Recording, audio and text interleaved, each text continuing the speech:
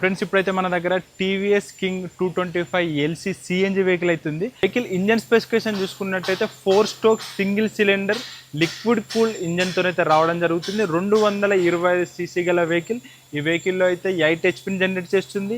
15.5 Newton మీటర్ల టార్క్ని అయితే generate చేయడం జరుగుతుంది. ఇక్కడైతే సిఎన్జి ట్యాంక్ చూసుకోవచ్చు, 28 లీటర్ల సిఎన్జి పడుతుంది.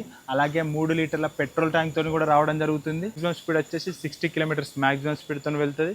వారంటీ విషయానికి వచ్చినట్టయితే 2 సంవత్సరాలు లేదంటే 1,00,000 కిలోమీటర్ల వారంటీతో వస్తుంది. తెలంగాణ గవర్నమెంట్ అయితే చాలా రోజుల తర్వాత హైదరాబాద్ సిటీలో ఆటోస్ పైన సిఎన్జి ఆటో కావచ్చు, ఎల్పిజి కావచ్చు, ఎలక్ట్రిక్ ఆటోస్ పైన పర్మిట్స్ అయితే రిలీజ్ చేస్తుంది.